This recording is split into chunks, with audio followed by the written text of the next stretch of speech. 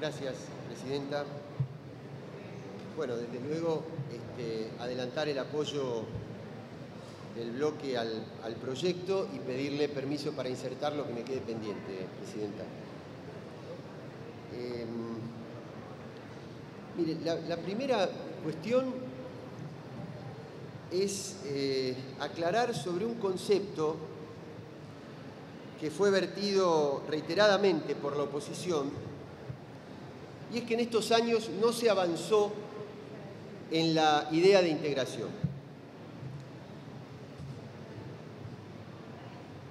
Yo me pregunto respecto de qué categoría de análisis se plantea el no avance de la integración, o preguntar respecto de qué tiempo histórico, con qué tiempo histórico comparan para ver si se avanzó o no se avanzó. ¿Para qué? Para poner en un contexto este proceso. Porque si no, comparamos los déficits de la integración actual con un óptimo que está nada más que en los manuales, pero que no está en la construcción histórica de la integración. Entonces, me parece que habría que comparar, por ejemplo, si tomáramos la categoría de calidad democrática y lo comparamos con los años 80, cuando se inicia con una gran visión de largo plazo,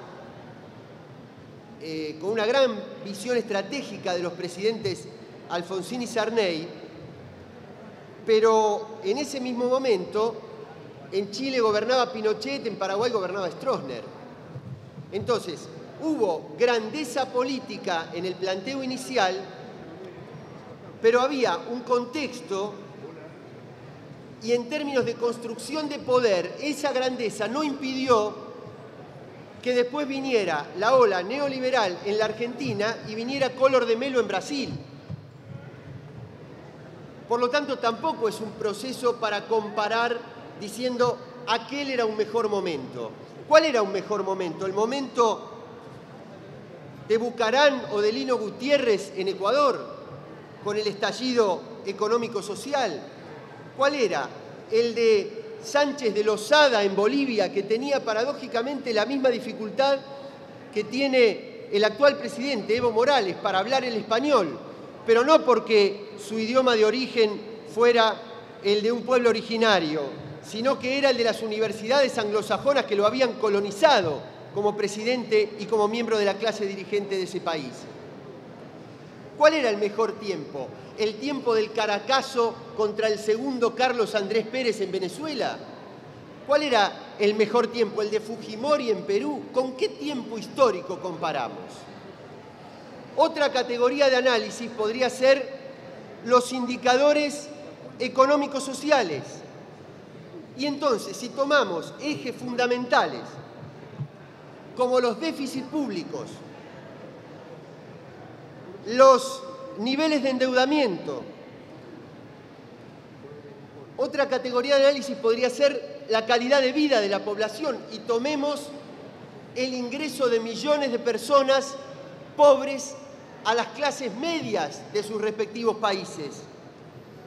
Entonces, señora Presidenta, si uno compara con el pasado de las décadas recientes, en términos de calidad democrática, yo me quedo con esta etapa donde la reunión de los presidentes de la región logró frenar los golpes de Estado y estabilizar los procesos populares y democráticos de la región. Y en términos de indicadores sociales, también me quedo con esta etapa donde hay repetición de las mayorías electorales porque reafirman la voluntad popular de apoyo a esos gobiernos.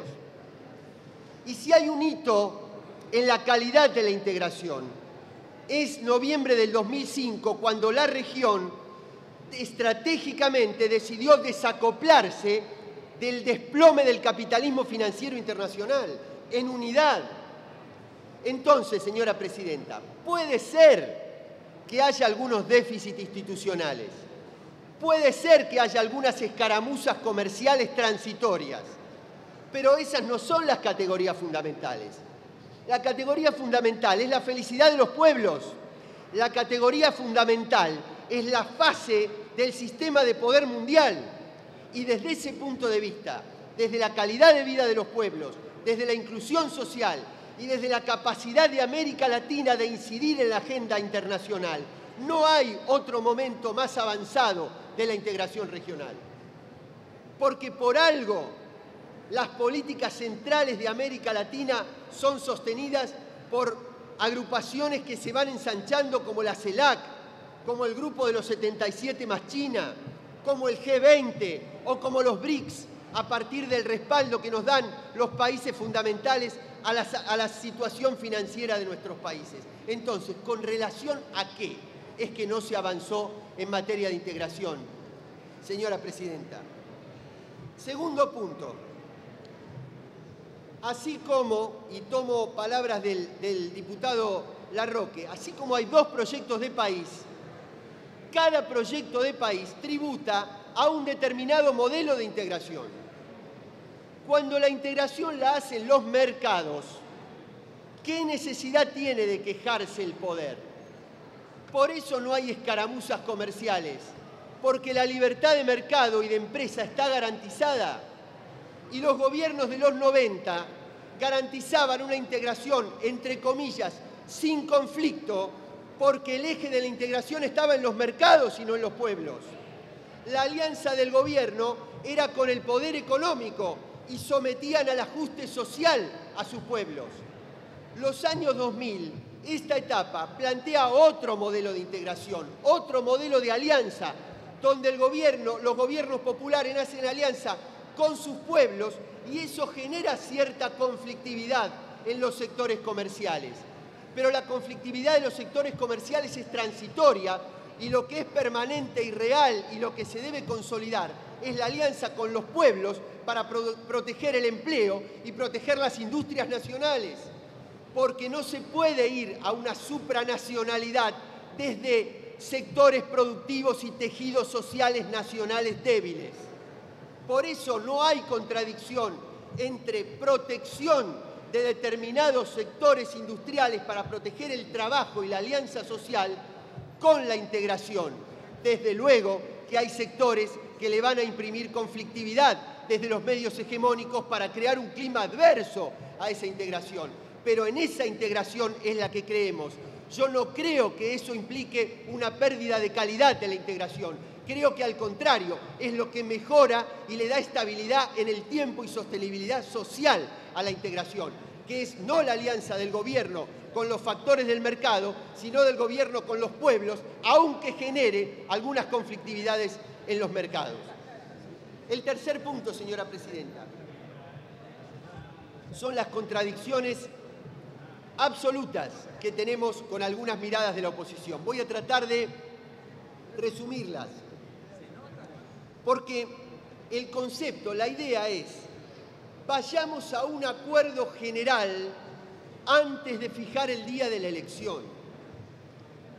Construyamos la supranacionalidad antes de votar de manera directa en el Parlamento. Démosle facultades legiferantes al Parlamento del Mercosur antes de darle legitimidad pública. Yo creo que es al revés, señora presidenta.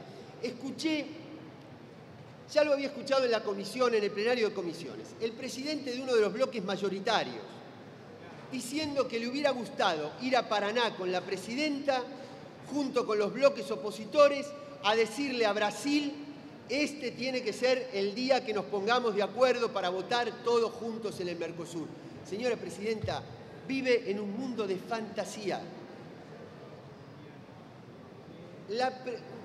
¿Quién puede imaginar que la presidenta de Brasil va a atender el apoyo de un grupo, de un rejunte de bloques opositores que se destrozan a nivel de la política interna, pero que coinciden en decirle que tiene que haber un día simbólico a una presidenta que acaba de ganar por 2 puntos nada más la elección, presionada por los poderes económicos del Estado de San Pablo, que en dimensión equivalen a los números de toda la República Argentina.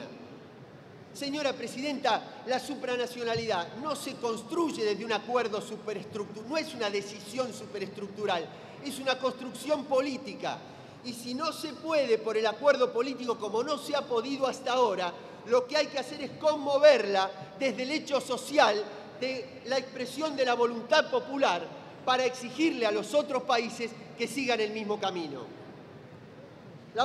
El último punto, Presidenta. ¿Cómo hubiera sido preferible? Y aquí marco otra contradicción.